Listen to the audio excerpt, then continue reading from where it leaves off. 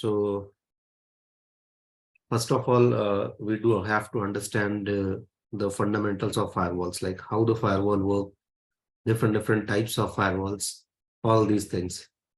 Meanwhile, if you guys have any specific questions, so you can do ask. And what we do in this training, we do try to correlate with Palo Alto as well, because you already uh, done Palo Alto, so it's good. It's good to have a comparison between two firewalls. So if I do talk about FortiGate, so FortiGate is one of the most prominent firewall in market. As of now, FortiGate having #1 position. FortiGate आपको market में #1 पे चल रहा है. And different physical models we have in FortiGate.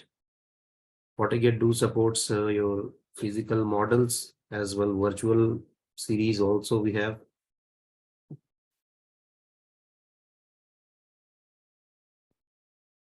So normally you will see 40F series nowadays. It's a very small series of firewall. 60F, 80F, 100.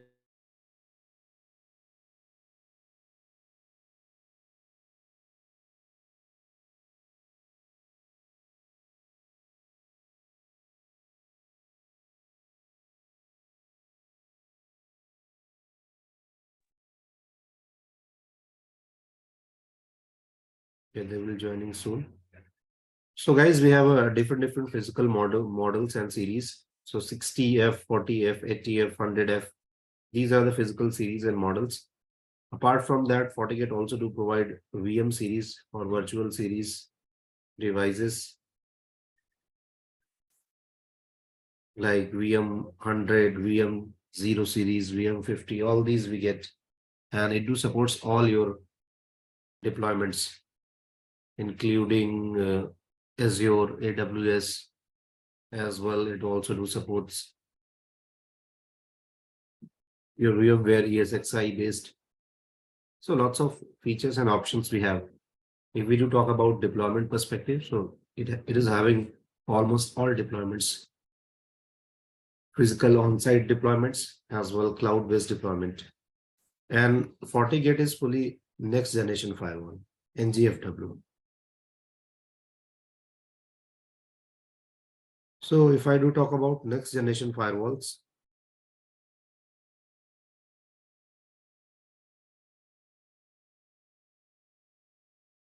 so next generation firewall will do perform lots of things. The very first thing, all next generation firewalls do perform traffic inspection from layer 2 to layer 7. So FortiGate is also your next generation firewall. So if I do talk about inspection process of FortiGate, so it do inspect everything from layer 2 to layer 7. So normally if I'm saying layer 2 means it do inspect your MAC address properly. It do check MAC address information along with VLAN tag and all ether type values. If I do talk about layer 3, so layer 3 ka matlab hai it do inspect your IP address, IP protocol number, IP address, DSCP field. All these it can do verify properly, and based on that it can either do allow or deny. And guys, layer 4 is all about your TCP UDP inspection. So TCP port number, UDP port number, they do inspect here on layer 4. So if I say L4 inspection, so normally L4 inspection is based on port number. And all application level inspection can also do perform. And application inspection it do perform on layer 7. So layer 7 पे आपका सारा application जो भी है वो inspect करता है FortiGate firewall. So FortiGate firewall, it means inspect your traffic up to layer 7. It can do recognize application. Along with this, guys, FortiGate firewall or any next generation firewall can also do inspect your payload. Payload basically, payload means actual data. Payload means actual data. Let's say if you are sending a text message to someone, or you are sending voice message or video message, so it's all part of your payload. So these all inspections can be performed.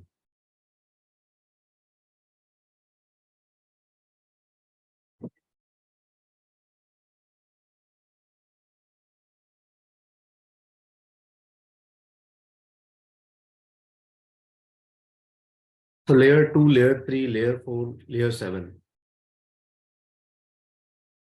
At all layer it do perform inspection. Different types of inspection it do perform. So simply how it do matches your traffic. Let's do understand. So let's say if you're saying, if you're configuring one particular rule on firewall, and you are saying like, if source is this 10.1.1.1.10, and you're also saying if destination is this, destination port is 443 plus 80. Let's say you are configuring one rule, and you are saying application is Facebook. So traffic should be denied or drop. So how exactly do work in this case? So first of all, if it is trying to match, let's say you've done configuration of one rule and you are trying to match this on firewall. So when traffic comes to firewall, firewall will do match source IP. So in order to match source IP, on which layer it do check? It do check on layer 3. In order to match your IP address, it always do check layer 3. So guys, it will do check layer 3 header, and based on layer 3 header, it do verify whether the source IP is 10.1.1.10 or not. If IP is having 10.1.1.10, then it will do match. The next condition is port number. So here I'm trying to match TCP port 443 and 80. So again, when it comes to TCP, firewall will do check port number 443 and 80. If particular packet having match port 80 and 443, then it do match. But along with this source IP, if this source is having this port, then it do match. And last thing it is trying to match, which is application. So let's say application is Facebook. If you're trying to access Facebook, so it will do check your HTTP header, and based on HTTP header, it will do verify whether the application is Facebook or not.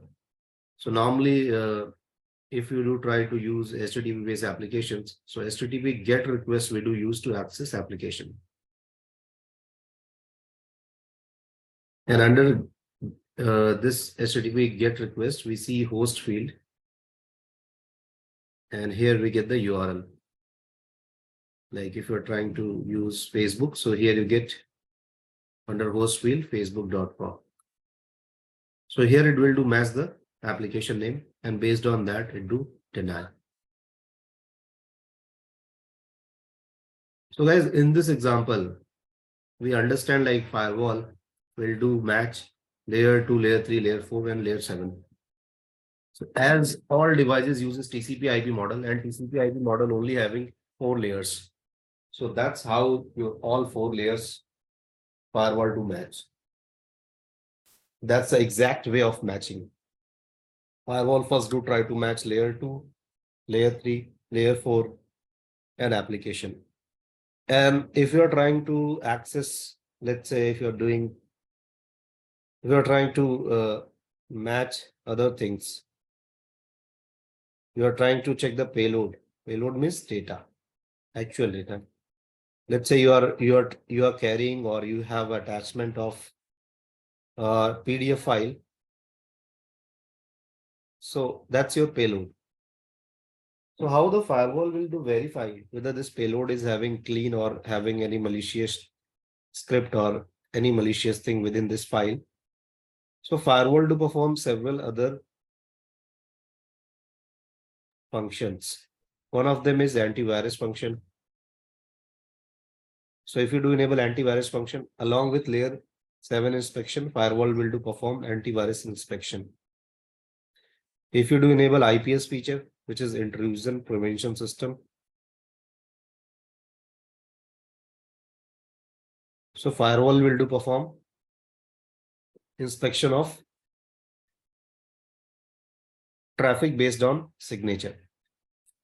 So IPS is basically intrusion prevention system and it's based on signatures. So IPS will do prevent your attacks based on signatures. And the signatures we only have for known attacks or known vulnerabilities. Apart from that, if you apply here SSL inspection, SSL, or if you do apply here TLS inspection, so if traffic is encrypted, so firewall do decrypt that traffic and based on decryption, it do a check. Further, firewall also do perform other functions like URL filter, application controls. So if you want to block particular URL or application, so that also you can do perform. File blocking feature is there.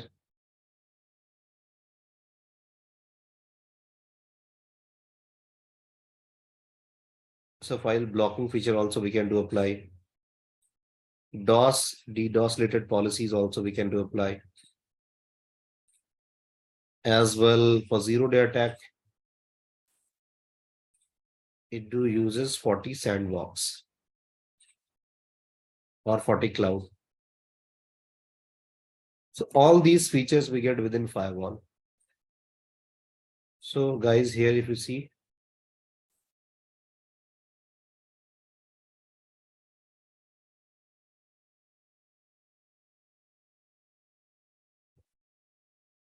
and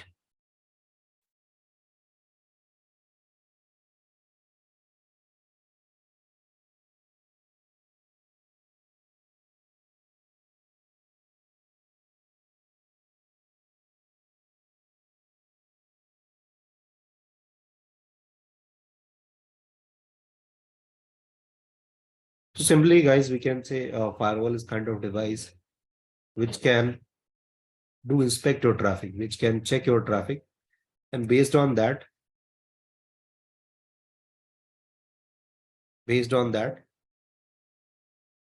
firewall can either do allow or deny. Now you have a broader perspective of firewall, like how the firewall actually inspect your traffic. So whenever traffic comes to firewall, it always do inspect, and based on inspection, it can do either allow or deny. Let me show you the exact slide.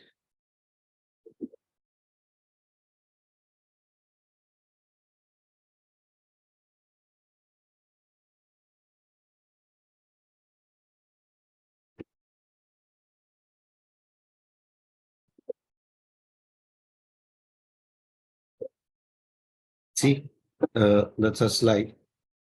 So firewall will do perform inspection of traffic up to layer 7. It can do understand port, IP, MAC address along with application.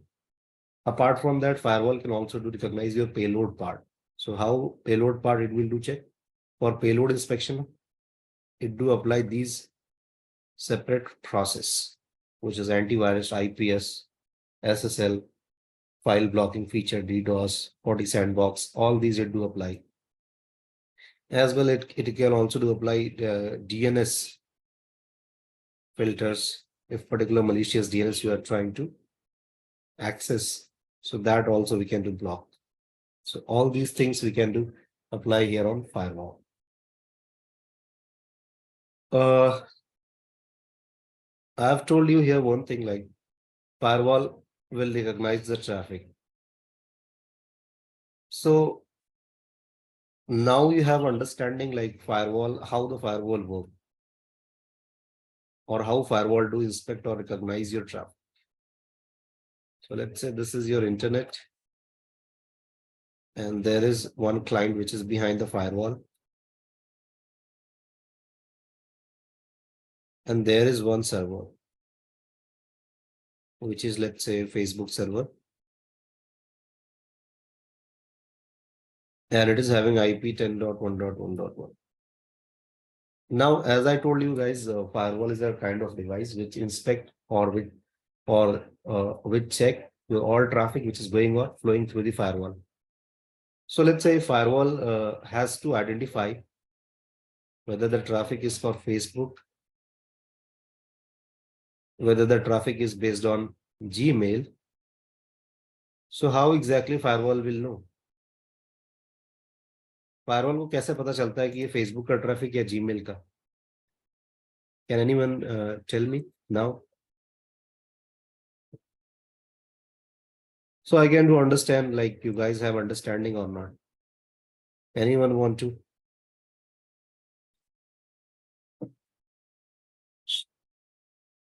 Sir क्या एक बार फिर से बताना आप क्या पूछ रहे हैं?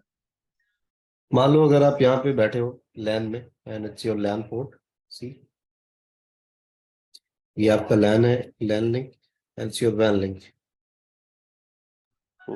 अगर आप चलाते हो कोई फेसबुक वेबसाइट आपने चलाई या जीमेल चलाया, ट्विटर चलाया, then how firewall will do recognise? Firewall को कैसे पता चलता है कि ये एप्लीकेशन फेसबुक का ही है, या आप बोलते हो कि यार फेसबुक को ब्लॉक करो, तो फायरवॉल को एग्जैक्टली कैसे पता चलता है यार फेसबुक ही कैसे ब्लॉक होता है? Why not Gmail get blocked? क्या मतलब वो चेक करता है exactly? That's I want. Sir हम सिक्योरिटी प्रोफाइल जो लगाते हैं हम वहाँ पे यूआरएल कैटेगरी में। It's already allowed, see, everyone can do speak. rename, start video, rename themselves, unmute, all options. वो तो हो गया लगाने का, but how exactly do check? या Sandeep, can you just check it again? Sandeep Kumar, you just have to unmute yourself, then you can speak. Okay, I think you have some setting issues, just check it. Rest people can also unmute. Guys, you all can give your input. Sandeep Nayak Anubhav unmute नहीं हो रहा उनका, I think.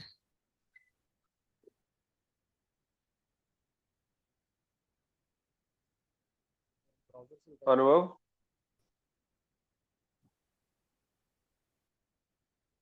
आवाज आ रही है sir? Hello, हाँ आवाज आ रही है, लोग डेस्टिनेशन मैच करेंगे। We are unable to unmute. हाँ लोग कैसे बताओ, कैसे पता लगेगा? तो आईपी एक्टिविजन से जो आईपी बेस्ड आईपी आती है तो वहाँ से चेक कर लेता है। आवाज ही नहीं आ रही सर, फायरवॉल ये आईपी बेस्ड चेक कर लेते हैं ना, आईपी में इंस्पेक्ट करके। आईपी से कैसे पता चलेगा एप्लीकेशन? आईपी से नहीं पता चलेगा। बेस्ड ऑन एप्लीकेशन सिग्नेचर, इन्होंने एक आंसर दिया, based on application signatures. Based on application signature that's fine, but signatures भी तो मैच होंगे। मान लो आपने एक सिग्नेचर बना दिया, देखो, एक मैं आपको आइडिया देता हूँ, और ये है, मान लो सिग्नेचर है फेसबुक का फॉर एग्जांपल। अब इसके अंदर आपने सारा मैच बना दिया, ये मान लो सिग्नेचर 1 हो गया जो फेसबुक का है। अब फायरवॉल के डेटाबेस में है, ट्रैफिक आपने एक्सेस किया फेसबुक का, तो ट्रैफिक को कैसे, ट्रैफिक के अंदर क्या चेक करेगा? ट्रैफिक के अंदर जब उसको पता चलेगा कि फेसबुक है तभी सिग्नेचर अप्लाई करेगा ना। ट्रैफिक में कैसे उसको पता चलेगा? That is question. ट्रैफिक के अंदर जो ट्रैफिक आ रहा है, जो हेडर्स लगे हैं, लेयर 2 हेडर, लेयर 3, उसमें से क्या चेक करेगा? उसको पता चलेगा फेसबुक है या नहीं। सर ये layer 7 header actual payload data जो है वो चेक करेगा। और लोग बताइए। क्योंकि जो हमारा एप्लीकेशन काम करता है वो लेयर 7 पे है, तो ये लेयर 7 पे चेक करेगा और हमारी पॉलिसी में चेक करेगा हमने पॉलिसी क्या लगाई, अलाउ या डिनाई की, उस बेसिस पे ब्लॉक करेगा ये। हाँ, तो एक चीज आपको ये समझ में आ रही है कि जब भी ट्रैफिक चेक होगा तो ट्रैफिक दो चीजों से मिलके बनता है। पहली चीज क्या, हेडर। हेडर के अंदर क्या इन्फॉर्मेशन होती है? हेडर अपनी स्पेसिफिक इन्फॉर्मेशन लगता है। मान लो कि आपने लेयर टू हेडर लगा दिया, ये लेयर टू हेडर है। लेयर टू हेडर बहुत ही सिंपल होता है। So layer two header only having source MAC, destination MAC, ether type, और अगर वीलैन टैगिंग है तो वीलैन टैग लग सकते हैं। And layer three header, layer four header. Headers क्या रखते हैं? Specific information. अगर लेयर थ्री हेडर है तो आईपी की सारी इन्फॉर्मेशन यहाँ मिल जाएगी। लेयर टू हेडर है, मैक एड्रेस की इन्फॉर्मेशन मिल जाएगी। लेयर फोर हेडर है, it do keep your TCP UDP based information. और अगर आपका लेयर सेवन है तो ये सारा हेडर किसके बारे में रखेगा? एप्लीकेशन के बारे में। बट यहाँ पे एक और ट्विस्ट आता है, मेन जो है, एप्लीकेशन जैसा आप फेसबुक चलाते हो, जीमेल चलाते हो, तो क्या होता है कि after three way handshake SSL inspection होता है, मतलब एसएसएल फंक्शन स्टार्ट हो जाता है और सारा ट्रैफिक इनक्रिप्ट हो जाता है, तो लेयर सेवन हेडर भी इनक्रिप्ट हो जाता है। करेक्ट। अब यहाँ पे पता नहीं चल पाएगा फायरवॉल को भी कैसे चल रहा है, लेकिन फिर भी फायरवॉल आपका ब्लॉक करता है। हाउ? उससे भी पहले एक और बेसिक मैं आप लोगों से क्वेश्चन पूछता हूँ और उसका आंसर भी आपको बताता हूँ। मान लो यही सारी चीजें फंडामेंटल जो आपका बेस फायरवॉल के perspective troubleshooting as well understanding को इम्प्रूव करेगा। Let's have a firewall here, and a firewall internet से कनेक्टेड है एंड इट्स योर वैन लिंक। फायरवॉल में जो सेग्रीगेशन होता है वो तीन लिंक्स होते हैं, लैन, वैन and DMZ. So DMZ is to use to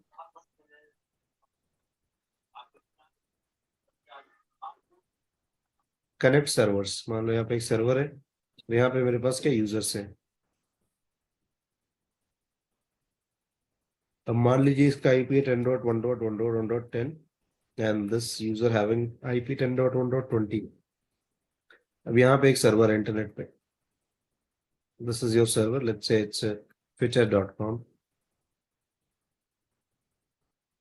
अब अगर आप ये एप्लीकेशन यहाँ से चलाने की कोशिश करते हो, मान मान लेते हैं यहाँ पर आपने लिखा क्या, www.twitter.com।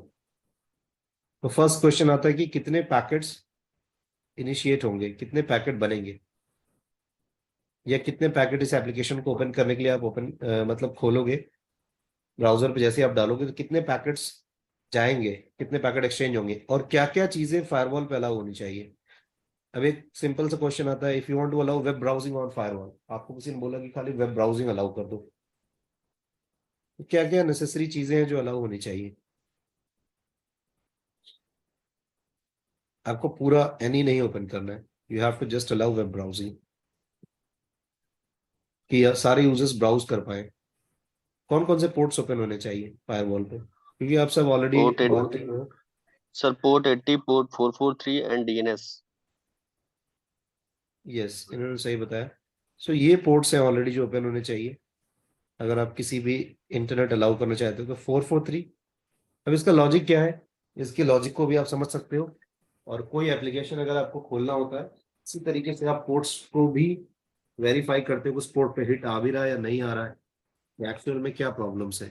तो अगर आपको इंटरनेट चलाना है और इंटरनेट ब्राउजिंग अलाउ करनी है, नॉर्मली अगर आप कहीं पे इंटरनेट देते हो तो don't go with any, just do allow few things. Internet browsing के लिए आपको TCP 80, TCP 443 and DNS UDP 53, UDP 53 आपको ये अलाउ करना है। अब इससे होगा क्या, इंटरनेट पे जितनी वेबसाइट्स हैं, इधर वेबसाइट्स हैविंग पोर्ट 80 बेस्ड और 443।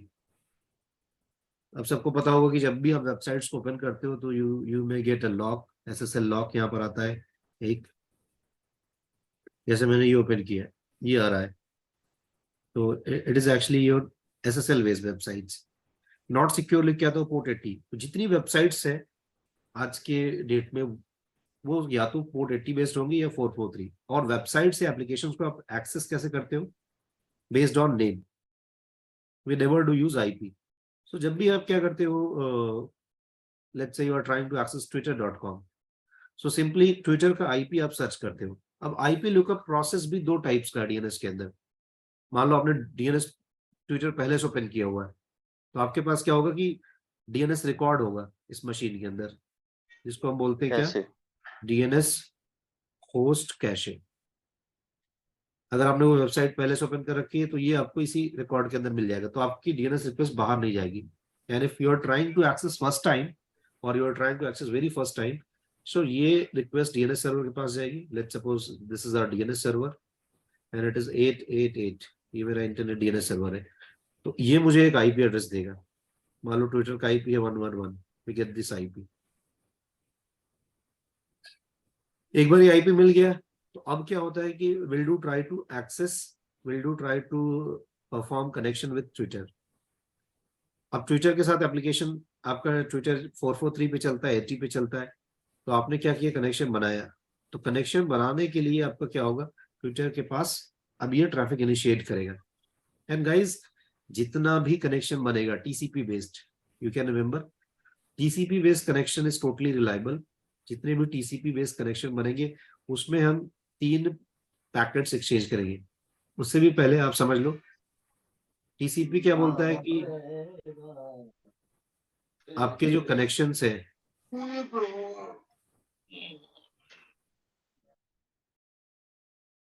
आपके कनेक्शंस हमेशा क्या होंगे टीसीपी के अंदर, either you do try to build connection or you do terminate connections. TCP connections आप जब बनाओगे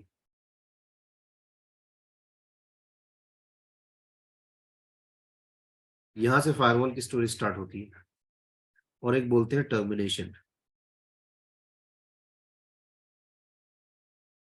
So when you want to build connection, so this particular process we call three-way handshake.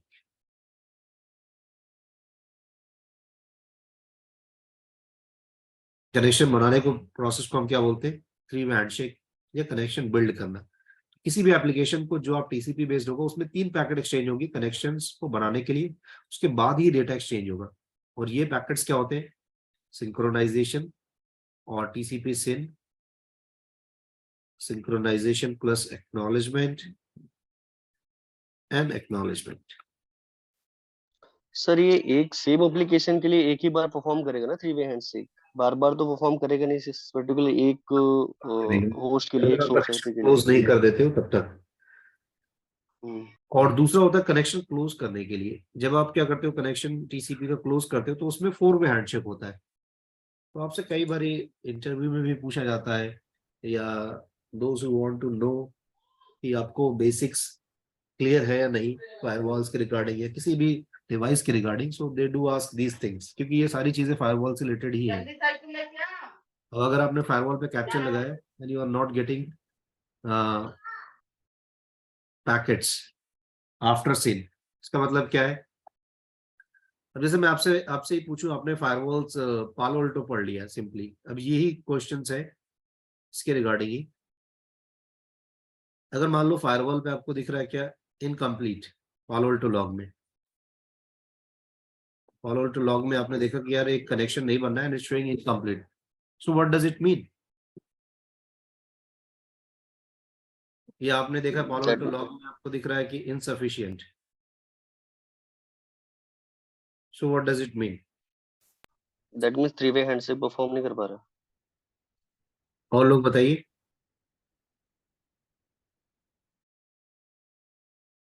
अगर आपको इनकम्प्लीट दिख रहा है, क्योंकि ये बहुत बेसिक ट्रबल शूटिंग है, जब आप फायरवॉल बैठोगे तो लॉग में यही सब दिखेगा.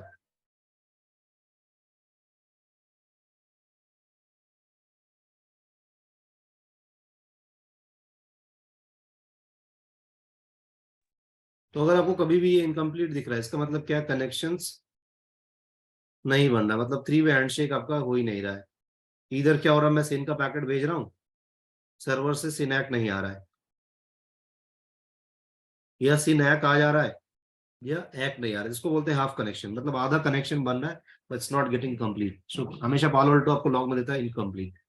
सिमिलरली आप FortiGate में भी देखोगे तो वो कनेक्शंस आपको क्या दिखाएंगे, आधे ही दिखेंगे.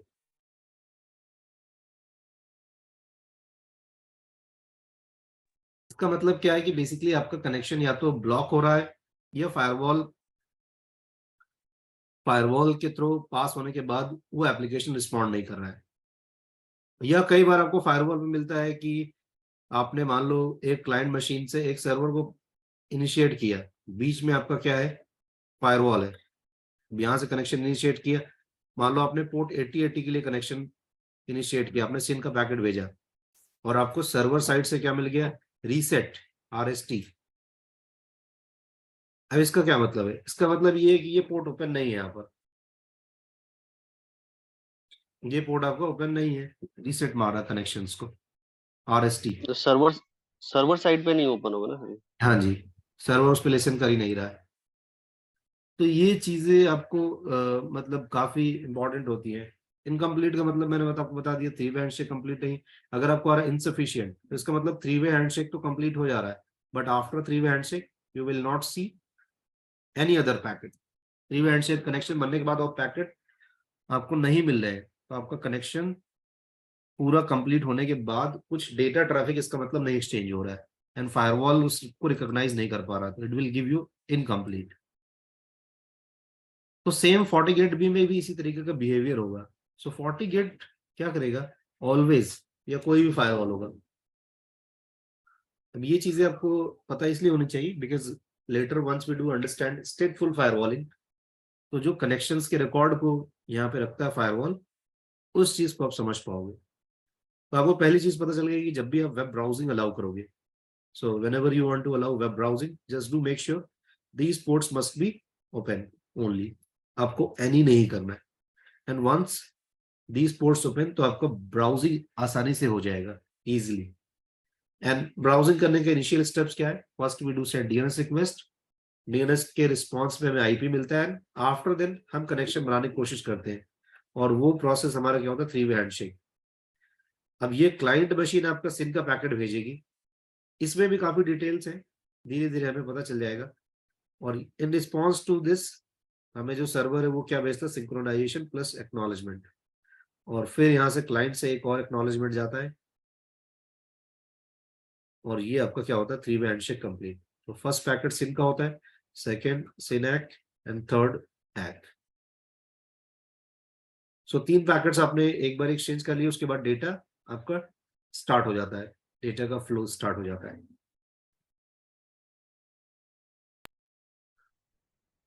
पर मतलब इसमें जैसे हम यूडीपी पे बात करें, तो जब हम जैसे पोलोटो पे लॉग्स देखते हैं उसके, तो यूडीपी में 3-वे हैंडशेक नहीं होता है, तो हम कैसे उसको मतलब ये कहेंगे कि नहीं ये डेस्टिनेशन से प्रॉब्लम है, हमारी साइड से प्रॉब्लम नहीं है, हमारी साइड से अलाउ है, वो दिख रहा है अलाउ हमें वहां पे, पर उस केस में, हाँ जी, उस केस में आपको मतलब अगर देखिए, अब यहाँ पे काफी अच्छे क्वेश्चन है।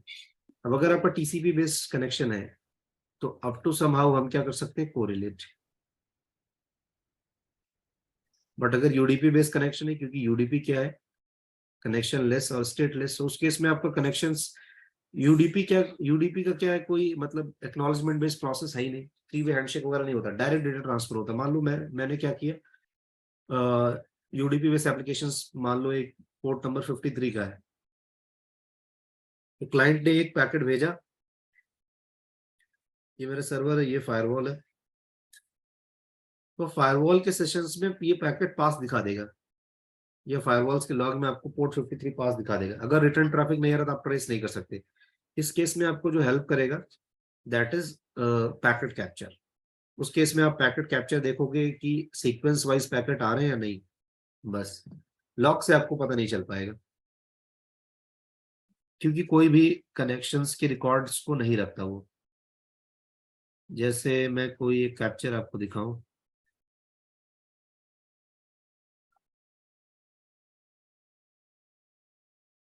जब मैं एक नया कनेक्शन करता हूँ, कि एक्चुअल में मान लीजिए कि मैंने एक वेबसाइट ओपन किया,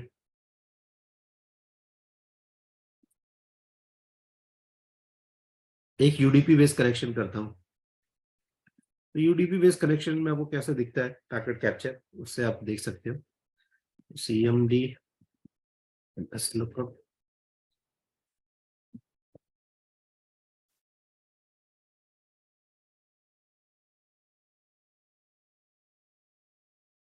अब यहाँ पे एक मैं यूडीपी बेस्ड कैप्चर लेता हूँ। सो आयशा, अभी मेरे पास फायरवॉल नहीं है तो हम लोग इसी पे कर लेते हैं। पैकेट ऑलवेज भी सेम है, फायरवॉल से आपका जा रहा है या क्लाइंट मशीन से। Let's to initiate WiFi. अब ये आपके पास कैप्चर का मेथड हो गया। मान लो कि आपको कोई कैप्चर लगाना है, छोटे छोटे कैप्चर्स का फिल्टर करना भी सीख सकते हो। अगर आपको डीएनएस का ट्रैफिक मान लो ओनली देखना है अभी, तो मुझे यहाँ डीएनएस लिखना पड़ेगा स्मॉल में, तो ओनली डीएनएस ट्रैफिक फिल्टर हो जाएगा। DNS is based on UDP, so first will do check DNS based traffic. मान लो मैंने इसको बोला कि फेसबुक का आईपी बताओ मैनुअली, देखो यहाँ आंसर में आ गया आईपी, और यहाँ रिक्वेस्ट में भी हमें दिख जाएगा पैकेट फेसबुक का यहाँ गया होगा।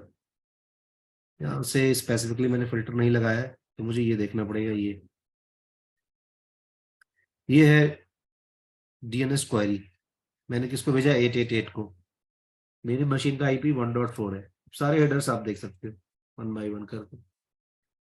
तो अगर आप कैप्चर देखोगे, मान लो आपका डीएनएस का पैकेट नहीं जा रहा है तो लॉग में नहीं मिलेगा, फायरवॉल पे आएगा, तो फायरवॉल ने इस सोर्स से इस डेस्टिनेशन के लिए अगर यूडीपी पोर्ट नंबर 53 अलाउ कर देगा, लेकिन जो रिस्पॉन्स पैकेट है वो नहीं मिलेगा। जैसे मेरे अगला सीक्वेंस क्या दिख रहा है, ये पैकेट गया, रिटर्न आया और उसका आंसर भी दिखा रहा है, तो ये पैकेट आपको नहीं मिलेगा, इसका मतलब ब्लॉक हो रहा है। तो यूडीपी में ऐसे आपको ट्रेस करना पड़ेगा। बट यूडीपी में एप्लीकेशंस कम ही है जितने आपके टीसीपी में है, तो टीसीपी बेस्ड मेजरली आपकी ट्रबल शूटिंग से कवर हो जाती है। यूडीपी में आपकी प्रॉब्लम्स आती है वॉइस बेस्ड ट्रैफिक हो गया, सिप हो गया, वीडियो बेस्ड ट्रैफिक हो गया, उन चीजों के लिए।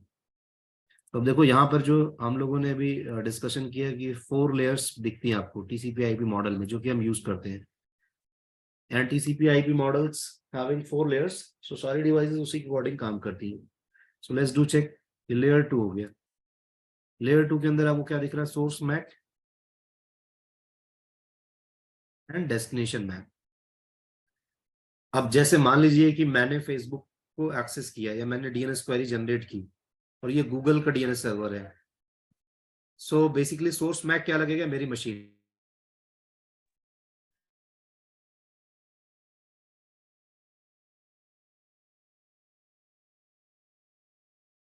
अभी के केस में आप सर वॉइस ये मॉडम है, ये डीएनएस सर्वर है, ये आपका क्लाइंट मशीन है, करेक्ट। तो मैंने ट्रैफिक इनिशिएट किया अगर इस डीएनएस सर्वर पे, ये गूगल का डीएनएस सर्वर है, तो सोर्स मैक मेरा हो गया। लेयर 2 हेडर समझा रहा हूं आपको, देखो कुछ भी इंफॉर्मेशन इसके अंदर नहीं खास, सोर्स मैक डेस्टिनेशन मैक। तो आप यहाँ से और भी चीजें क्लियर कर सकते हो जिनकी चीजें क्लियर नहीं है। ये मेरा मॉडम है, तो जैसे घर में वाईफाई से कनेक्टेड हो सिंपली। तो अब लेयर 2 में जब मैं ट्रैफिक इनिशिएट करूंगा तो सोर्स मैक मेरा लग जाएगा ये भी। अब डेस्टिनेशन मैक क्या गूगल डीएनएस का लगेगा, 888 का क्या लगेगा डीएनएस, बताइए। मॉडम का। मॉडम का। तो आपको हमेशा ध्यान रखना है ये लेयर 2 के बारे में। लेयर 2 में 2 केसेस हो सकते हैं। फर्स्ट केस नंबर 1 और नेक्स्ट आपका हो जाएगा केस नंबर 2। 2 केस आपको लेयर 2 में मिलेंगे और वो यूनिवर्सल ट्रू है, हर जगह आपका सेम रहेगा। अब देखो आप रियल टाइम में या कहीं पे भी कम्युनिकेशन कराते हो, या तो क्या होता है कम्युनिकेशन सेम सबनेट में या डिफरेंट सबनेट में। अगर सेम सबनेट में कम्युनिकेशन होगा तो सोर्स मैक ओरिजिनली उसी डिवाइस का होगा जिससे आप ट्रैफिक इनिशिएट कर रहे हो, और डेस्टिनेशन मैक भी क्या होगा, ओरिजिनल डिवाइस का जिसके साथ आप कम्युनिकेशन करवा रहे हो। जैसे मान लो सेम सेगमेंट के अंदर एक मशीन है, दूसरी मशीन उसी विलैन में है, हमेशा डेस्टिनेशन गेटवे का नहीं लेगा, हमेशा किसका लेगा, आपका ओरिजिनल पीसी का या ओरिजिनल मशीन का। केस नंबर 2 होगा जब आप डिफरेंट नेटवर्क में कम्युनिकेशन कराओगे, तो डिफरेंट नेटवर्क कम्युनिकेशन थोड़ा सा अलग हो जाएगा। सोर्स ओरिजिनली जो मशीन इनिशिएट कर रही है traffic, and destination always be gateway. जो गेटवे आपने मशीन में बताया होगा, गेटवे मैक हमेशा लेगा। बस यही 2 केस होंगे, डिफरेंट नेटवर्क सेम नेटवर्क। तो लेयर 2 आप बस इसी तरीके से याद रख सकते हो, सेम नेटवर्क में है, आप रिजॉल्व करेगा और उसके बाद उस डिवाइस को रीच करने की कोशिश करेगा, और अगर आप रिजॉल्व नहीं होती पैकेट वहीं ड्रॉप। डिफरेंट नेटवर्क में गेटवे का आप रिजॉल्व करने की कोशिश करेगा, अगर गेटवे बंद हो गया, मेरा मॉडम बंद हो गया या उस तक मैं अनरीचेबल हूँ, तब भी पैकेट ड्रॉप हो जाएगा। तो layer two information get change hop by hop अगर आप डिफरेंट नेटवर्क में जाते हो। तो ये दो केसेस होते हैं, जैसे मैंने अभी डिफरेंट नेटवर्क में कम्युनिकेशन करा है, मेरा आईपी सेगमेंट ये है, destination is something different IP segment. So इस केस में आपका ये वाला आ जाए केस नंबर 2, गेटवे मैक। और अगली फील्ड क्या दिख रही है आपको? Type, ether type. अब लेयर 2 के ऊपर क्या ट्रैफिक चल रहा है? लेयर 2 के ऊपर आपका लेयर आईपी वर्जन 6 भी चल सकता है, एमपीएलएस का ट्रैफिक भी चल सकता है, आईपी हेडर भी लग सकता है। तो जो ईथर टाइप फील्ड होती है, यहाँ पे टाइप लिख के आ रहा है देखिए, तो जैसे आपको यहाँ पे दिख रहा है 0x0800, so it means it is IP version 4। Version 4। ARP का ट्रैफिक रहेगा, लेयर 2 के ऊपर दूसरा दिखेगा 0x0806 समथिंग करके। तो ईथर टाइप भी एक इंपॉर्टेंट फील्ड है जो डिस्टिंग्विश करती है, आपको आइडेंटिफाई करवाती है कि लेयर 2 के ऊपर कौन सा ट्रैफिक चल रहा है। ईथर टाइप भी आप क्या कर सकते हो, यहाँ से देख सकते हो, ईथर टाइप वैल्यूज या ईथर टाइप लिस्ट डाल दो। तो देखो हर एक ईथर टाइप आपको अलग अलग मिलेगा। ये हो गया, ये एक छोटी सी फील्ड है लेयर 2 के अंदर। तो नॉर्मली लेयर 2 हेडर में आपको source MAC, destination MAC, ether type, बस 2 ही चीज दिखेंगी, 3 चीज दिखेंगी। अगर आप वीलैन टैगिंग ऐड करते हो, .1 क्यू इनकैप्सुलेशन है कुछ, वो सब दिखेगा। तो फायरवॉल इतना ही चेक करता है, या कोई भी डिवाइस, राउटर भी सेम इसी तरीके से प्रोसेस करेगा अप टू लेयर 2। ये सारे ईथर टाइप आपको दिख रहे हैं वैल्यूज।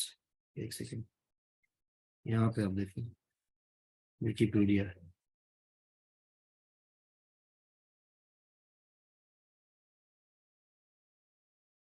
यहाँ पे प्रॉपर दिख रहा है। अब जैसे यहाँ पे आप देखोगे आईपी वर्जन 4 के लिए ईथर टाइप वैल्यू फिक्स है, तो अगर लेयर 2 के ऊपर आईपी वर्जन 4 का हेडर लगा होगा तो यही वैल्यू आपको ईथर टाइप में मिलेगी। इसका मतलब ये बताता है कि ऊपर कौन सा प्रोटोकॉल चल रहा है लेयर 2 के ऊपर, क्योंकि लेयर 2 के ऊपर कोई सा भी प्रोटोकॉल आपका चल सकता है। तो देखो यहाँ पे पूरा हेडर बनाया भी गया है, 2 ऑक्टेट फील्ड है ये, इथरनेट या ईथर टाइप जिसको हम बोलते हैं। ये नॉर्मल आपका है मैक एड्रेस, इसमें एक प्रीएम्बल फील्ड भी होती है, source MAC, destination MAC, ether type, CRC payload. तो नॉर्मली आपको जो याद रखना है इनिशियल लेवल पे, source MAC, destination MAC, ether type value wrong है, फायरवॉल ने देखा, तो फायरवॉल उसको एनॉमली ड्रॉप में डाल देगा, कहेगा कि ये it's wrong value. 0x0806 ARP के लिए है, अगर आर्प का ट्रैफिक होगा हमेशा ये फील्ड, ये वैल्यू दिखेगी। आईपी वर्जन 6 का ट्रैफिक ले जाओगे तो 0x ये आ रहा है 86 समथिंग, 86DD। एमपीएलएस होगा, यूनिकास्ट ट्रैफिक है, तो उसका ईथर टाइप वैल्यू अलग दिखाएगा 8847। सो हमारा जो पैकेट था इसमें क्या दिख रहा है, it's having source MAC, destination MAC, ether type. उसके बाद आप लेयर 3 हेडर ओपन करो। अब layer 3 header, as I told you, it's about IP address. So यहाँ पे सोर्स आईपी दिखेगा, डेस्टिनेशन आईपी, यहाँ पे आपको एक फील्ड दिखती है डीएससीपी। तो जब आप क्वालिटी ऑफ सर्विस या डीएस ये पढ़ोगे तो आपको पता चलेगा वहाँ पे डीएससीपी। तो ट्रैफिक को प्रायोरिटाइज करने के लिए हम डीएससीपी यूज करते हैं, इसमें डिफरेंट डिफरेंट वैल्यूज होती है, जिससे ट्रैफिक क्यू में नहीं जाता, उसको प्रायोरिटाइज कर देता है। जैसे वॉइस का ट्रैफिक हो गया, वीडियो ट्रैफिक, तो यहाँ पे कुछ वैल्यूज लग जाती हैं पैकेट के साथ। ये वैल्यूज जब आएंगी आईपी हेडर में मैच करता है, चाहिए ट्रैफिक प्रायोरिटाइज करना है। फॉर एग्जाम्पल, जैसे आप लोग देखते हो कि नॉर्मल रोड पर ट्रैफिक होता है, ये आपका रोड है, इस पर क्या ट्रैफिक है, सेम कॉन्सेप्ट यहाँ पे डीएससीपी के साथ भी है। तो अब सभी लोग जा रहे हैं, जनरल ट्रैफिक चल रहा है, अगर रेड लाइट आ गई तो रुकना पड़ेगा।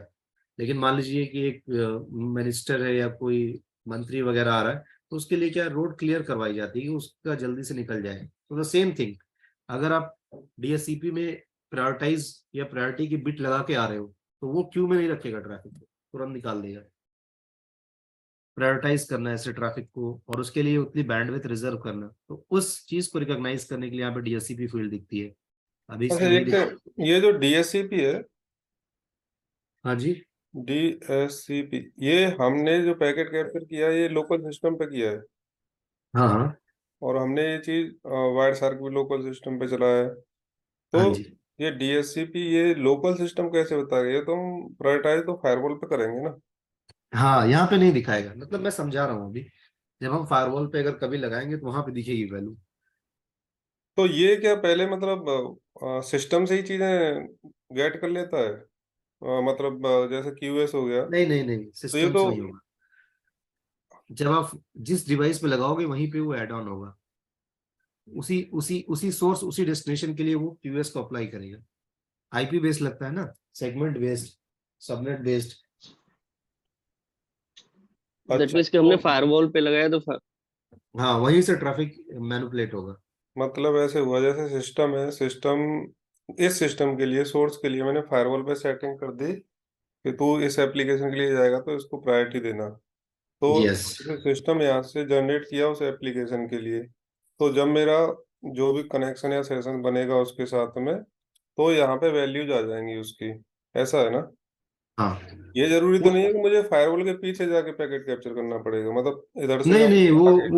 वो आईपी मैच होना चाहिए, और जिसके लिए आप लगा रहे हो, और एप्लीकेशन मैच होना चाहिए जिस एप्लीकेशन के लिए आप प्रायोरिटाइज कर रहे हो। जब वो फायरवॉल पे आएगा तभी लगेगा। ठीक है। अगली फील्ड आपके पास आती है टीटीएल वैल्यू। अब टीटीएल वैल्यू बताइए, ये तो सबको पता होगा, it's very easy field layer 3 के अंदर। फायरवॉल भी आपका टीटीएल वैल्यू चेक करता है। टीटीएल वैल्यू का मतलब होता है टाइम टू लीव। इसके बारे में भी आप याद रख सकते हो। TTL value is time to live, and TTL value will define the life of packet. एक पैकेट की कितनी लाइफ है वो आपको डिफाइन करता है। सो इसका मतलब क्या हो गया कि फायरवॉल या कोई भी जब डिवाइस आता है तो उसकी वैल्यू को देखता है।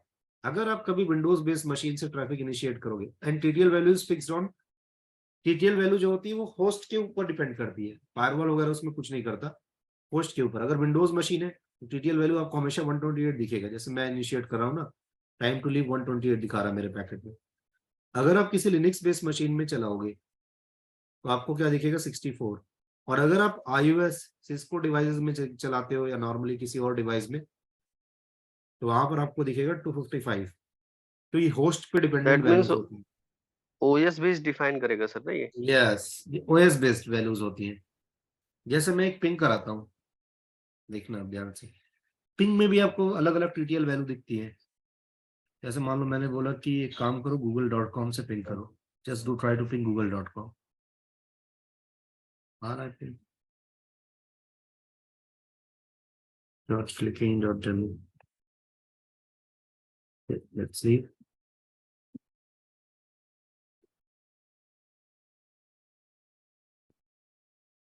यूजर 6 उठा रहा है,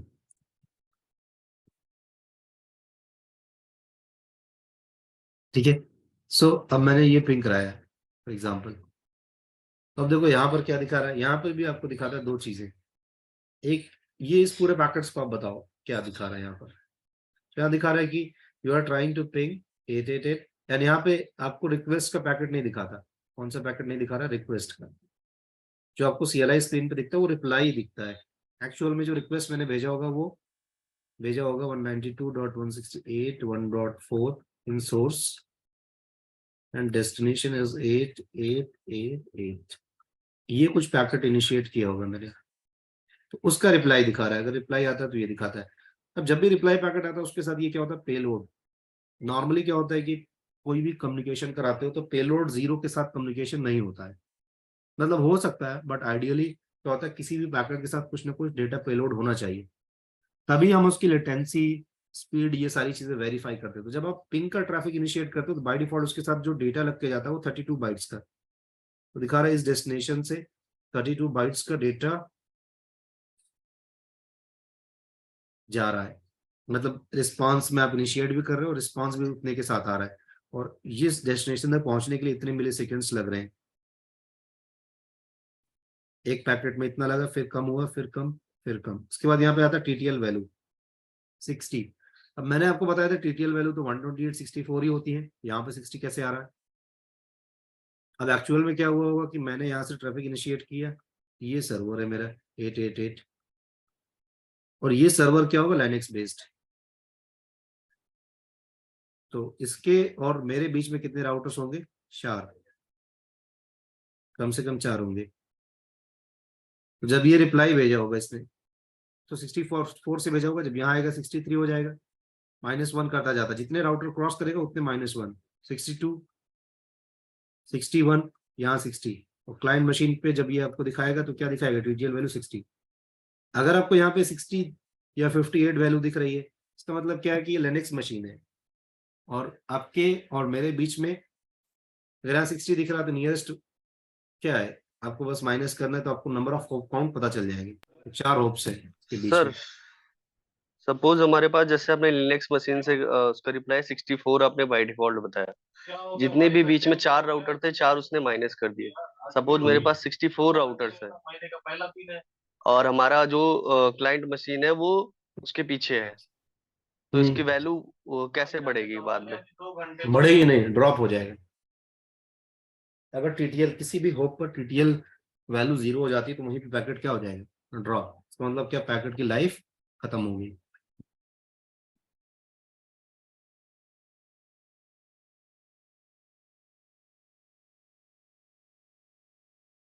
अगर जैसे मैंने ये किया, ये ऑफ बाई ऑफ दिखा रहा है, अभी ये दूसरे उससे जा रहा है, पिंग करा रहा तो मैं दूसरे से जा रहा था, ये 88 अब दिखा रहा है 7। तो डिपेंड करता है कहाँ से जा रहा है। अब मैं 111 को करूँ तो यही दिखाता है। अब जब आप पिंग कराते हो तो इतनी वैल्यूज माइनस कर देता है, तो इसलिए आपको अलग अलग टीटीएल वैल्यूज दिखती है। बहुत सारे लोग क्वेश्चन होता है कि अभी टीटीएल वैल्यू अलग अलग क्यों दिख रहे हैं, यहाँ पे 5 दिखा रहा है, किसी में आपको 58 दिखाता है, किसी में 68 दिखाता है, किसी में 120 दिखाता है। तो टीटीएल वैल्यू फील्ड बताती है कि लाइफ क्या है एग्जैक्टली पैकेज की। उसके बाद यहाँ पे आता है प्रोटोकॉल नंबर। अब देखो आईपी ही आपका क्या है, IP is routed protocol.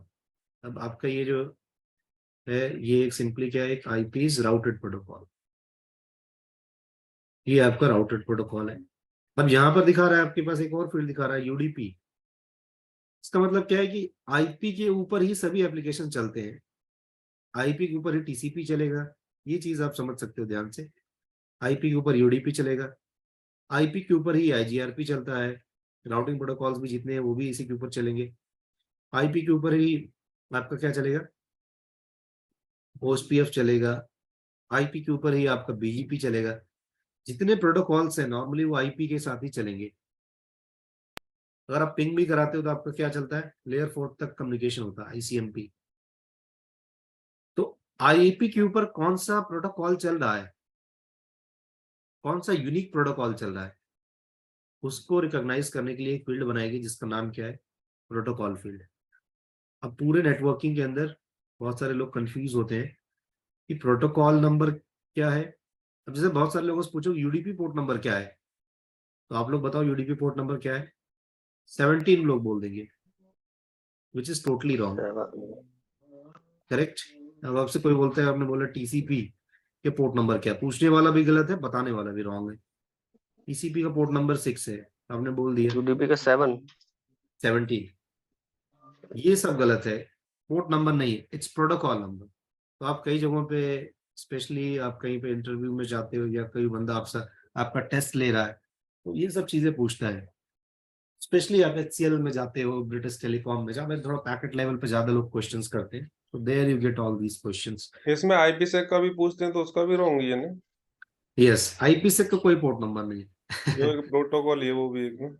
Yes, IPsec uses AH और ईएसपी। आईपीसेक के पेलोड्स को कैरी करने के लिए हमारे पास 2 प्रोटोकॉल है, एक एएच है एक ईएसपी है। एएच का प्रोटोकॉल नंबर है 51, 5। ईएसपी का क्या 50। तो ये प्रोटोकॉल नंबर है, ठीक है। इसका मतलब क्या है कि जब आप वीपीएन का ट्रैफिक खोलोगे तो यहाँ पर लेयर 3 में यहाँ पे आपको क्या मिलेगा, ESP, protocol is equal to ESP, और ये फील्ड क्या हो जाएगी 50। एएच नहीं चलता है, AH will not do provide encryption, AH only do provide authentication and hashing. तो आज की डेट में एब्सोल्यूट है, नो वन यूजेस दिस। इसका मतलब अगर आप एएच प्रोटोकॉल चूज करोगे वीपीएन बनाते टाइम तो डेटा कभी भी इंक्रिप्ट नहीं होगा, और ESP will do encrypt your data, और इसका प्रोटोकॉल नंबर क्या 50। तो पूरे नेटवर्किंग के अंदर जो प्रोटोकॉल नंबर का कॉन्सेप्ट है वो आपको लेयर 3 से ही मिलता है। तो आपसे कोई बोलता है कि प्रोटोकॉल नंबर, जैसे किसी ने बोला टीसीपी, टीसीपी कोई पोर्ट नहीं। अब पोर्ट नंबर जिन एप्लीकेशंस का है वो हमारे पास बस 2 ही है पूरे नेटवर्किंग में। कभी भी पोर्ट नंबर की बात होगी तो port number can be only based on 2 protocol, TCP और यूडीपी। अब जैसे मैं बोलूं आपसे कि यार टेलनेट का पोर्ट नंबर क्या है, तो सब लोग बोलोगे 23। एक्चुअल में टेलनेट का पोर्ट नंबर नहीं है ये, telnet is depend on TCP 23।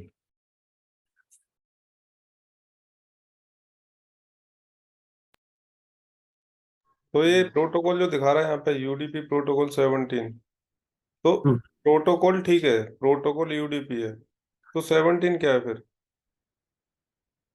इसका प्रोटोकॉल यूडीपी, और इस प्रोटोकॉल को आइडेंटिफाई करने के लिए, यूनिकली रिकॉग्नाइज करने के लिए आईपी हेडर के अंदर इसकी वैल्यू क्या है? 17। मतलब अगर यूडीपी का कभी भी कोई भी ट्रैफिक लग के जाएगा तो उसकी वैल्यू क्या रहेगी? 17। इसका मतलब ये भी है कि अब लेयर 3 के ऊपर जो आपको हेडर दिखेगा वो किसका दिखेगा? यूडीपी का हेडर। करेक्ट। तो आप ये कह रहे हो कि यहाँ पे डेस्टिनेशन में कोई भी रैंडम, जैसे मैं आरपीसी होती है, या आपका एक्टिव डायरेक्टरी के बहुत सारे पोर्ट होते हैं जो यूडीपी पे काम करते हैं, यहाँ पे डेस्टिनेशन में पोर्ट हुआ सपोज 49,000 समथिंग लाइक दैट, वो होगा यूडीपी। तो यूडीपी यहाँ बोर्ड पे जो यहाँ प्रोटोकॉल हमेशा आपको यूडीपी होगा 17 वो मिलेगा। 17 दिखेगा, हाँ आपका जी, मतलब है? Yes correct. ओके। कोई भी यूडीपी बेस्ड पोर्ट नंबर आप यूज करोगे, आईपी हेडर के अंदर हमेशा क्या मिलेगा? प्रोटोकॉल यूडीपी, और उसका नंबर क्या होगा? 17। अब पर आप यहाँ पे यहाँ पे 69 नीचे यूज करोगे। डेटाग्राम प्रोटोकॉल में आपको डिफरेंट मिल जाएगा, मतलब यस डेस्टिनेशन। करेक्ट। यहाँ पे आपको डेस्टिनेशन पोर्ट, मतलब इसका मतलब ये है कि अगला हेडर जो लगेगा यूडीपी का लगेगा। अब ये प्रोटोकॉल नंबर के साथ पोर्ट नंबर क्या रहेगा वो डिपेंड करता है क्या? एप्लीकेशन पे। हाँ बिल्कुल। समझ में आ रहा है सभी लोगों को? तो ये चीजें काफी इंटरेस्टिंग है, यू कैन कोरिलेट। जी सर। अब ये आपका आ गया। अब यहाँ पे देखो, इसको ओपन करो। अब ये यूडीपी हेडर तो बहुत छोटा होता है, इसमें कुछ भी नहीं है। सोर्स पोर्ट, डेस्टिनेशन पोर्ट, इसके अंदर 3 वे हैंडशेक वगैरह, सिन वगैरह कुछ नहीं दिखेगा। टाइम स्टैम्प वैल्यू दिखती है, चेकसम स्टेटस, और इसकी लेंथ। तो 2-2 बाइट की फील्ड होती है, 8 बाइट का हेडर होता है ये सिंपली। तो सोर्स पोर्ट, डेस्टिनेशन पोर्ट ये दिख गया। तो अब मैं एक ग्राफ बना रहा हूँ। Layer 2, layer 3, layer 4 and layer 7। इसी तरीके से कम्युनिकेशन होता है। और लेयर 7 को क्या बोलते हैं? Application layer, L7। तो लेयर 2 को कैसे पता चलता है कि लेयर 3 पर क्या चल रहा है? अभी मैंने बताया उसके लिए क्या यूज करता है? Ether type. अब लेयर 2 के ऊपर अगर आईपी होगा तो ईथर टाइप वैल्यू क्या हो जाएगी? 0x0800। अब लेयर 3 के ऊपर अब टीसीपी का ट्रैफिक चलेगा, यूडीपी चलेगा, ईएसपी चलेगा, एएच चलेगा, या आपका जीआरई टनल बनेगा, जीआरपी चलेगा, ओएसपीएफ चलेगा। वो कौन डिफाइन करेगा? Protocol number. अगर प्रोटोकॉल नंबर 17 है तो अगला हेडर मेरा क्या हो जाएगा? यूडीपी। और ये बात आईपी हेडर को भी क्या है? पता है। और अगर यूडीपी हेडर के अंदर मान लीजिए कि डेस्टिनेशन पोर्ट 53 है, इसका मतलब एप्लीकेशन लेयर पे हमें क्या मिलेगा? टीएनएस। तो डेस्टिनेशन पोर्ट हमें कहाँ कनेक्ट करता है? लेयर 7 पे। अब आपने बोला कि मुझे एसएसएच करना है, तो एप्लीकेशन लेयर बोलेगा कि एक काम करो, पहले जाओ लेयर 4 पर और 22 पोर्ट नंबर लेकर आओ टीसीपी। तब मैं आपको एप्लीकेशन क्या दे दूंगा? एसएसएच। इसका मतलब सारे एप्लीकेशन कहाँ चल रहे हैं? लेयर 7 पे। और अगर एप्लीकेशंस तक आपको पहुंचना है तो एप्लीकेशंस के अकॉर्डिंग पोर्ट नंबर लेकर आना पड़ेगा, और हर एक पोर्ट नंबर एक अलग सर्विस को रिप्रेजेंट कर रहा है।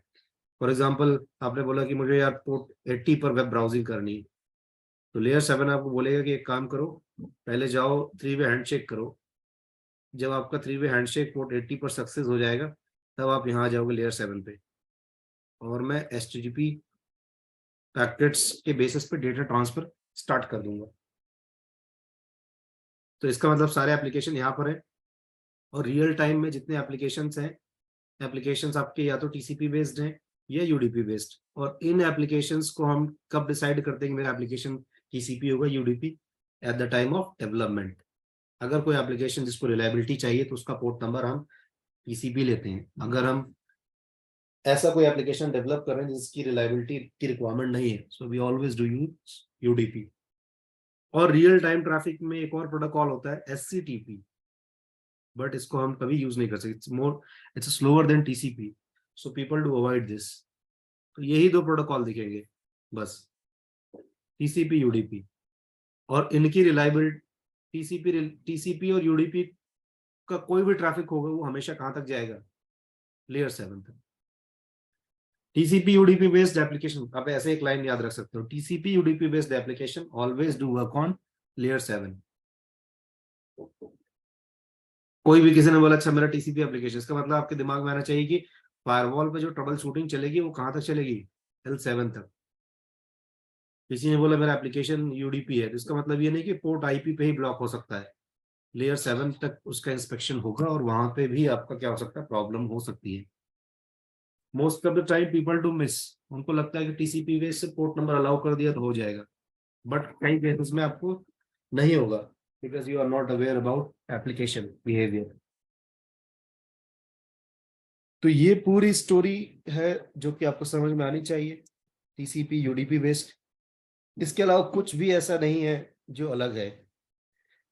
अब इसके साथ दो बातें और आप याद रख सकते हो। TCP based application always do required 3-वे हैंडशेक। जब भी आप टीसीपी बेस्ड एप्लीकेशन चलाओगे उसमें क्या चाहिए आपको, कनेक्शन बनाना है। तो मतलब एक ट्रबल शूटिंग तो ये हो गई कि कनेक्शन नहीं बन रहा है। अगर यही ट्रबल शूटिंग आप कर लेते हो तो भी आप बहुत जल्दी अच्छी ट्रबल शूटिंग करके अच्छा सोल्यूशन दे सकते हो।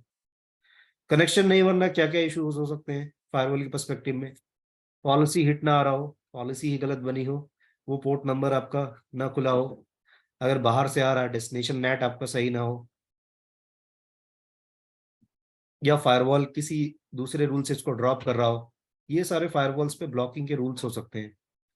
एप्लीकेशन नहीं चल रहा है, फायरवॉल पे अगर आपको सिम का पैकेट पास हो रहा है तो 90% केसेस में है कि नीचे जाकर कहीं ड्रॉप हो रहा है। फायरवॉल में क्या हो सकता है, किसी कोई वेबसाइट पूरी प्रॉपर खुल रही है लेकिन उसका कुछ एक पेज नहीं खुल रहा है, उसका कुछ एक एप्लीकेशन या फॉर्म डाउनलोड नहीं हो रहा है, तो मतलब इशू कहाँ है, लेयर 7 के अंदर कुछ ऐसा कंटेंट यूज कर रहा है जिसको फायरवॉल क्या कर रहा है, ब्लॉक मार दे रहा है। तो अब आप इस तरीके से सोचने लग जाओगे। नॉर्मली क्या होता है, प्रॉब्लम आती है, people do not think even कि क्या प्रॉब्लम हो सकती है, कहाँ सोचना है, और आप जब सोच ही नहीं पाओगे तो आप खुद से कभी ट्रबल शूटिंग नहीं कर पाओगे। तो मेन जो हमारा मोटो होना चाहिए, कोई भी फायरवॉल करते हो, यू शुड थिंक कि क्या चीजें चल रही हैं और कैसे ट्रबल शूट कर सकते हैं, एक्चुअल में कैसे चल रहा है। अदरवाइज क्या होता है कि ट्रेनिंग भी हम करते हैं, सब कुछ करते हैं, बट लास्ट में क्या होता है, रिजल्ट वही आता है कि we are not able to understand things, we are not able to troubleshoot. तो जस्ट डू मेक श्योर कि इस तरीके से आप इस लेवल पे एक बारी अंडरस्टैंडिंग ले लो, so it's become very easy. आप खुद ही सोचोगे कि अच्छा ये पॉलिसी नहीं चल रही। अब मान लो आपको पॉलो अल्टो पे ही अगर मैं बोलूं कि एक पर्टिकुलर ट्रैफिक, किसी यूजर ने बोला कि चेक करके बताओ मेरा ट्रैफिक ओपन है या नहीं, इस सोर्स से इस आईपी के लिए, सोर्स एक्स है, डेस्टिनेशन आईपी वाई है, पोर्ट नंबर मेरा 8080 है, कौन से पॉलिसी से ट्रैफिक जा रहा है ये आपको चेक करके बताना है। How you do find out, log में देखेंगे सर, सोर्स डेस्टिनेशन के लिए। लॉग में देखेंगे, और मान लो लॉग हिट आ ही नहीं रहा है, नई पॉलिसी बनी है बिल्कुल और इस पे हिट नहीं आ रहा है, अब आपको क्रॉस चेक करना है, 1000 पॉलिसी है, पॉलिसी लुकअप पे एक फीचर होता है पॉलिसीज में। पॉलिसी लुकअप एक फीचर होता है। और अब आपको कुछ नहीं करना है, इस चीज को चेक करने के लिए आपने एक बहुत नॉर्मल फीचर पढ़ा होगा या नहीं, I am not sure. Test policy lookup command चलती है, तो आपको ये आंसर देना था। टेस्ट पॉलिसी लुकअप में ये source IP destination port number डालोगे तुरंत दिखा देगा किस किस पॉलिसी से जा रहा है। अगर ये ट्रैफिक दो पॉलिसी से मैच हो रहा है तो ऑर्डर में दिखाएगा policy number 1 2 3। It's very similar to packet pressure command in ASA. और फोर्टीगेट के अंदर यही कमांड कहाँ मिलेगी आपको, flow trace, debug flow trace के अंदर।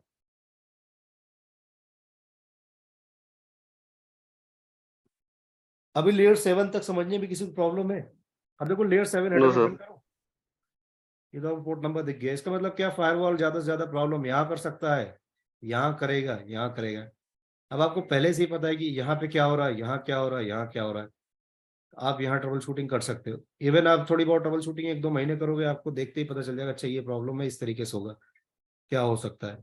लेयर 7 पे आपको दिखा रहा है हेडर क्या लग गया, जब यहाँ पर पोर्ट नंबर 53 है तो एप्लीकेशन यहाँ पे मिल जाएगा डीएनएस। अगर यहाँ पोर्ट नंबर 22 होगा तो एप्लीकेशन यहाँ पे आपको क्या दिखेगा, ऊपर लेयर पे एसएसएच का हेडर। अगर यहाँ 23 होगा तो लेयर 7 पे आपको क्या दिखेगा, टेलनेट हेडर। अगर यहाँ पोर्ट 80 होगा एप्लीकेशन लेयर पे आपको HTTP हेडर दिखेगा। तो ये सब आप धीरे धीरे अब याद रख सकते हो, इट्स वेरी इजी। इसको ड्रैग करो नीचे और यहाँ पर देखो क्वेरीज, अब बहुत सारी फील्ड्स है और फ्लैग्स हैं, ये भी आप धीरे धीरे समझ सकते हो। नॉर्मली आप देखो जब भी आप एक क्लाइंट मशीन से क्वेरी भेजते हो, इट ऑलवेज भी रिकर्सिव डिजायर। रिकर्सन का मतलब होता है कि जब तक आंसर ना मिले भेजते रहना। जैसे मान लो क्लाइंट ने भेजा, इस डीएनएस सर्वर के पास आंसर नहीं, तो ये इसको रिप्लाई नहीं करेगा, ये डीएनएस सर्वर दूसरे डीएनएस सर्वर को दे देगा। तो जब हम क्लाइंट मशीन से रिक्वेस्ट भेजते हैं तो हम लेवल बोलते हैं क्या, recursion desire, do query recursively. अब यहाँ पे क्वेरी मैंने क्या किया है, facebook.com, मैंने बोला कि भाई facebook.com का आईपी बताओ, what is the IP address of facebook.com, and type is a, इसका मतलब आईपी वर्जन 4 के लिए। और अगर आपको यहाँ पे रिकॉर्ड में दिखता है क्वेड है, मतलब 4 बार ए, तो ये जो रिस्पॉन्स है वो किसके लिए आएगा, आईपी वर्जन 6 के लिए। तो ये एक यूडीपी बेस्ड ट्रैफिक हो गया। इसी तरीके से आप सारे ट्रैफिक समझ सकते हो खुद ही ओपन करके। और फिर फायरवॉल पे कैप्चर लगाओगे तो इसी तरीके से ट्रबल शूटिंग में कैप्चर दिखेगा, तो वो सब भी आपके लिए इट्स बिकम वेरी इजी। अब ये देखो आईपी वर्जन 6 का हेडर है, इसमें क्या दिखेगा, क्वेड दिखेगा, ये आ रहा है 4 टाइम। कह रहा है कि self.event.data.microsoft,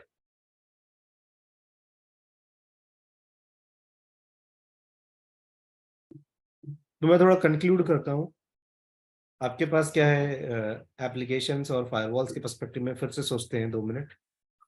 फायरवॉल आप कहीं पे भी लगाओगे, firewall will to inspect traffic up to layer 2 to layer 7, यहाँ से यहाँ तक चेक करेगा। इनके बीच में 2 लेयर और आती हैं। अब आपको ओएसआई मॉडल के हिसाब से नहीं सोचना, because OSI model is just blueprint, और ये आपका टीसीपी आईपी मॉडल है, तो सारी डिवाइसेस टीसीपी आईपी मॉडल्स को ही फॉलो करती है, इट्स ओपन स्टैंडर्ड, और ये सभी वेंडर के साथ कंपैटिबल भी है, तो यही मिलेगा आपको। प्लस फायरवॉल आपका क्या चेक कर सकता है, पेलोड। अब पेलोड का मतलब भी सबको पता है, पेलोड इज एक्चुअल डेटा, क्या डेटा ले जा रहे हो। जैसे आप ब्राउजिंग कर रहे हो तो ब्राउजिंग के साथ क्या डेटा आ रहा है, अटैचमेंट आ रहा है ईमेल के साथ, तो वो सारा आपका पेलोड के अंदर आ जाएगा।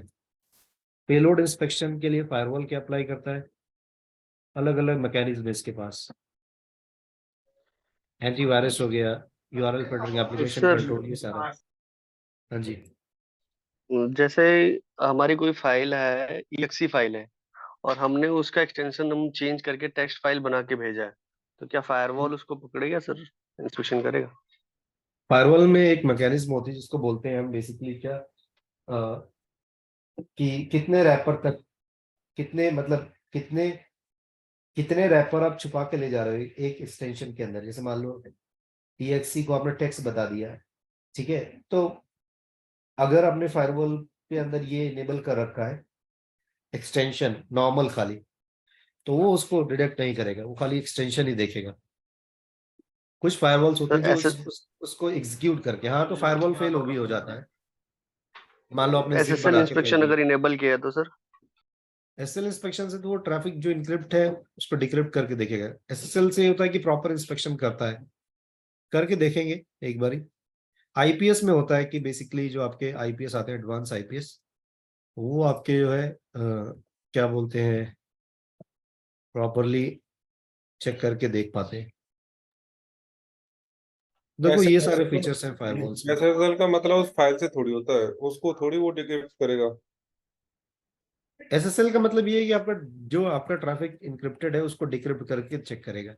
हाँ, जो आप ब्राउजर पे एक्सेस कर रहे हो, जो भी 3 वे हैंडशेक हुआ है, उसके बाद में जो डेटा यस, ब्राउजर से जाएगा वो उसको चेक करेगा, ना कि वो फाइल वाले को खोलेगा और चेक करेगा। मेरे ख्याल से तो अलाउ ही इसमें हो सर जाएगा अगर कोई चेंज करके बोलता। फायरवॉल के पास एक्चुअली फाइल एक्सटेंशन चेंज करने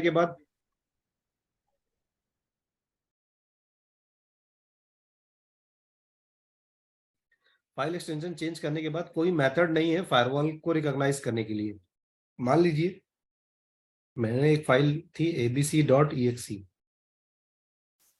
अब आपने क्या किया, abc.txt कर दिया, फायरवॉल को अब या किसी को भी कुछ नहीं पता चल पाएगा।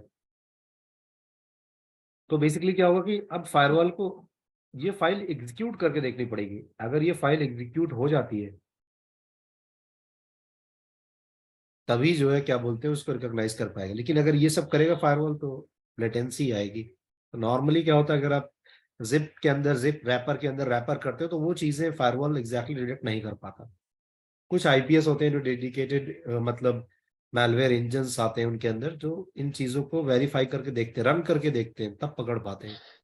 सर ये चीज अगर हम जैसे कोई एक थर्ड पार्टी सॉफ्टवेयर है वी ट्रांसफर में अटैच करके थ्रू द वेब ब्राउजर के थ्रू हम उसको ट्रांसफर करते हैं, और उस केस में एसएसएल इंस्पेक्शन इनेबल है, वो तो तब हमारा पकड़ सकता है ना, वो चीजें हो सकती है उसमें।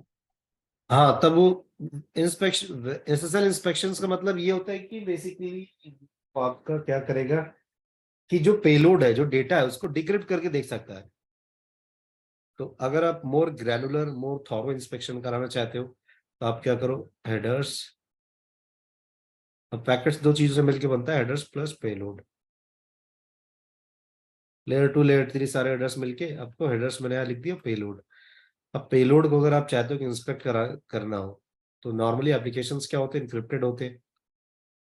तो ये हेडर्स तो ओपन हो जाते हैं, आईपी हेडर, ये इनक्रिप्ट नहीं होते हैं। जो पेलोड होता है, डेटा होता है, ये हमेशा क्या होता है, इनक्रिप्टेड।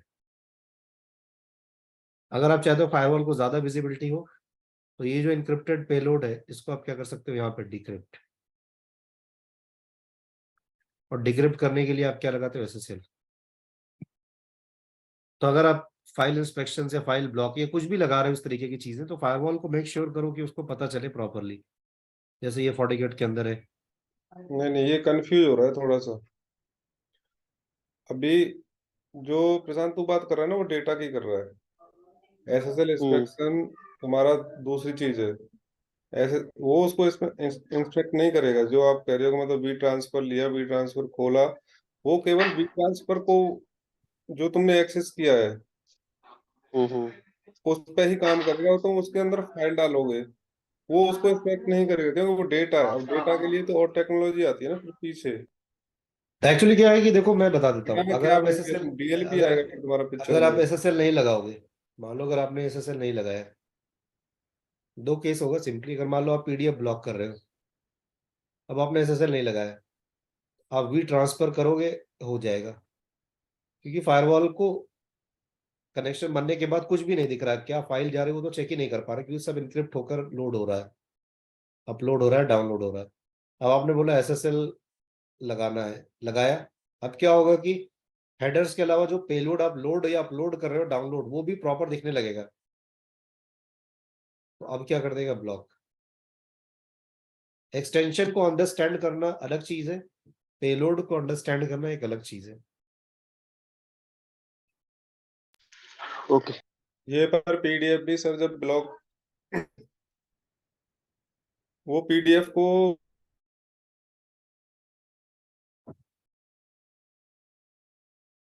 अगर फायरवॉल पता ही नहीं चलेगा कौन सी फाइल है तो वो तो ब्लॉक ही नहीं करेगा, एक्सटेंशन तो मैच करना पड़ेगा ना उसको। और जब हम डिक्रिप्ट करते हैं तो क्या होता है कि उसको जो इनक्रिप्टेड डेटा चल रहा है वो दिखने लगता है। That's it. यहाँ पे पिक्चर में आएगा डीएलपी इस वाले केस में। क्योंकि क्या होता है डीएलपी कि जब आप कोई भी मतलब जीमेल से या आप फेसबुक से कोई फाइल डाउनलोड करते हो या अपलोड करते हो जीमेल पे या ऑफिशियल मेलिंग बॉक्स पे, तो डीएलपी उसको ब्लॉक करेगा और वो उसका बता यस, सकता है उसके अंदर या फाइल को देख डीएलपी लेगा। आपका क्या है, डेटा लीकेज प्रिवेंशन के लिए अलग से डेडिकेटेड बॉक्स है। सो डीएलपी का कुछ फंक्शन आप क्या कर सकते हो, फायरवॉल में अप्लाई कर सकते हो। जैसे डीएलपी का एक पार्ट है फाइल फिल्टर, तो फाइल फिल्टर फायरवॉल में दिया गया है। नॉट 100%। अब जैसे क्या डीडॉस है, डीडॉस का अलग से डिवाइस आता है। यूआरएल फिल्टरिंग, वेब फिल्टरिंग आप बहुत अच्छी तरीके से चाहते हो प्रॉक्सी लगाओ, उसका अलग से डिवाइस आता है। लेकिन फायरवॉल में क्या हर चीज मिल जाती है। जैसे यहाँ पे आओगे, अब ये डीडॉस पॉलिसीज है, इस पे इनेबल नहीं है, एक सेकेंड।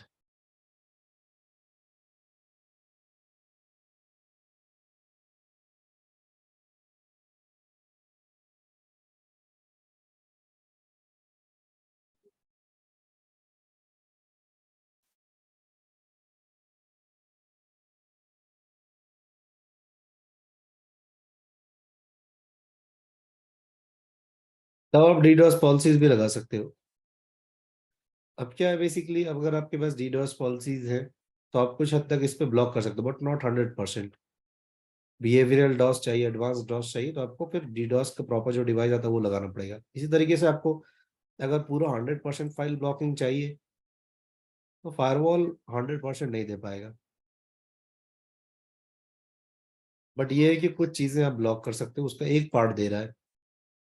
और ये भी तब चलता है जब आप प्रॉपर इंस्पेक्शन फायरवॉल कर पाता है। यहाँ पे आता है अब किन प्रोटोकॉल से आप फाइल को क्या कर रहे हो, लोड करोगे। HTTP बेस्ड है, SMTP मेल के थ्रू भेज रहे हो, रिसीव हो रहा है, आई मैप है, ब्राउजिंग के थ्रू रिसीव हो रहा है, FTP के थ्रू ट्रांसफर हो रहा है, सिफ्ट प्रोटोकॉल है। अब ये प्रोटोकॉल सेलेक्ट करो, या कोई आपका कस्टमाइज प्रोटोकॉल है तो वो सिलेक्ट करो।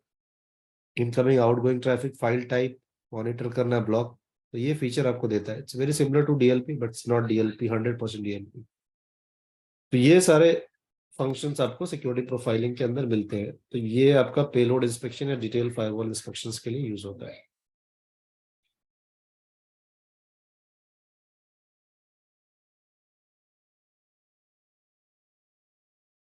और ये सब नॉर्मली लाइसेंस फीचर्स होते हैं। तो if you have a license then only you can do perform all these things, full license. IPS signature update करना, antivirus, web filtering, firmware and general updates, FortiCare supports. तो ये सब आपको तभी मिलता है जब आपके पास लाइसेंस हो। बाकी फीचर्स आप इवन विदाउट लाइसेंस यूज कर सकते हो। VPN, नैटिंग, HA कॉन्फ़िगरेशंस, और आपका डेस्टिनेशन मैट, और उसके अलावा आपका जो VPN है, user remote access VPN, SD-WAN features, ये सारे।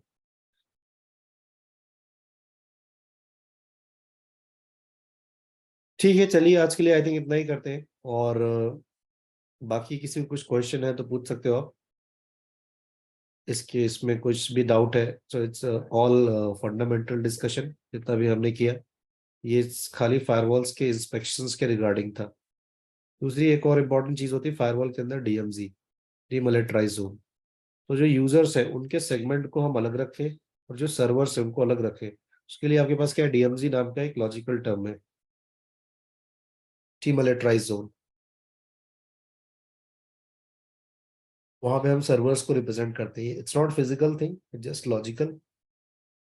बाकी FortiGate is totally zone based firewall, so it's very similar to Palo Alto.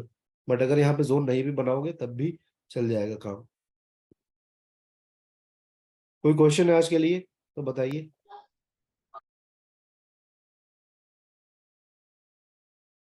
No question. नहीं सर।